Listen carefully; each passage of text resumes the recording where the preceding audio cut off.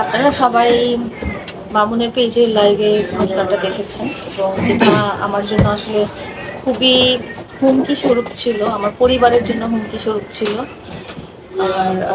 আর আমি একটা সোসাইটিতে থাকি, একটা সিকিউর এলাকা। সেখানে যে আমার বাসায় যে এই ধরনের অ্যাক্টিভিটিস, আমাকে হুমকি, আমাকে ফিজিক্যাল অ্যাসল্ট, আমার আমার বাচ্চাদেরকে ভয়ভীতি এসব দেখানোর কারণে আমি ক্যান্টনমেন্ট থানায় যে একটা অভিযোগ করে এসেছি, জিডি করে এসেছি যে আমার সাথে এভাবে, বিকজ ও তো আগেও এগুলো করেছে এবং মামলা তোলার জন্য যে সে ক্রমাগত আমাকে হুমকি দিচ্ছিল, সেটা আপনারা এতদিন হয়তো দেখেননি, বা গতদিন লাইভে আপনারা দেখেছেন যে মামলা তোলার জন্য সে লাইভে এসে পর্যন্ত হুমকি দিচ্ছিল। তো এটা আমি আমার পরিবারের অ্যাডভাইস এবং আমার সোসাইটির অ্যাডভাইসে আমি থানাতে যে একটা জিডি করে আসি। ও জিডিটা আমলে নিয়ে এটা কিছু ধারায় হয়তো মামলা হয়ে গিয়েছে, আমি এক্স্যাক্টলি টার্মসগুলো বলতে পারবো না।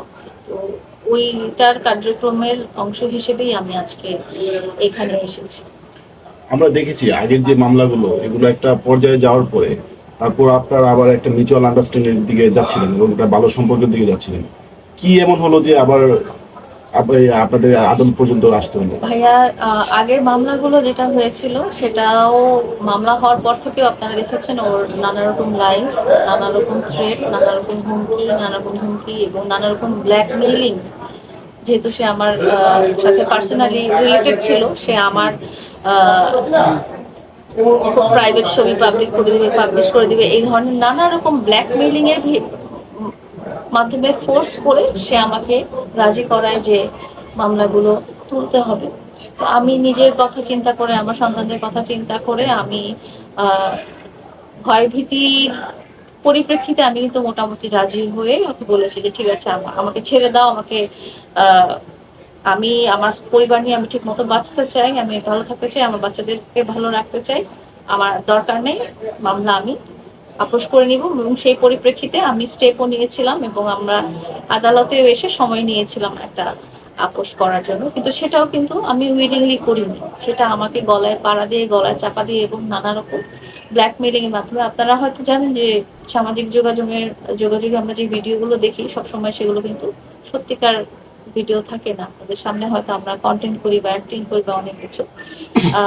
তো এটা যে সত্যি ঘটনা এটা আপনারা জানতে পারবেন, কারণ আমাকে যে অনেক প্রকার হুমকি দেওয়া হয়েছে, অনেকবার, অনেকভাবে, নানাভাবে, নিজে এবং মানুষের মাধ্যমে। আমি এর আগেও কিন্তু বলেছিলাম বড় বড় প্রভাবশালী মন্ত্রীদের ছেলে বা তাদের মানে প্রিভিয়াস যে সরকার ছিল তাদের বড় বড় নেতাদেরকে দিয়ে আমাকে হুমকি দেওয়া হয়েছিল। এই কথাগুলো কিন্তু আমি আগে আপনাদের কাছে সংবাদ মাধ্যমে প্রকাশ করেছিলাম। তো আমি আসলে এক প্রকার চাপে পড়েই আমি তখন একটা আপোষ করার জন্য আমি আসলে রাজি হই। আমি জাস্ট চেয়েছি যে আমি এই সবকিছু থেকে দূরে থাকবো, আমার বাচ্চাগুলোকে এই সব ভিতরে আনবো না। আর আমার বাচ্চাদেরকে আমি চাই না যে আমার আমার সাথে যা ঘটেছে আমার বাচ্চারা এগুলোর ফল ভোগ করুক। আমি ওর কাছ থেকে দূরে যেতে চেয়েছিলাম এবং এই জন্যই আমি আসলে তখন একটা আপোষের ব্যাপার আমি বলেছি যে ঠিক আছে, মামলা আমি তুলে ফেলবো। কিন্তু তারপরে যেটা হলো সেটা দেখা গেল যে সে আপোষের পরে তো সে লাইভে এসে যে অ্যাক্টিভিটিস গুলো আপনারা দেখেছেন, যে প্রকার মানে এই আমার মতো একজন কি বলবো, আমার মতো মানুষকে সে যদি লাইভে এসে এই ধরনের গালাগালি, এই ধরনের অশ্রাব্য ল্যাঙ্গুয়েজ এইভাবে প্রায় 4টা লাইভ করেছে আমার প্রাইভেট এরিয়াতে, আমার বাসার ভিতরে।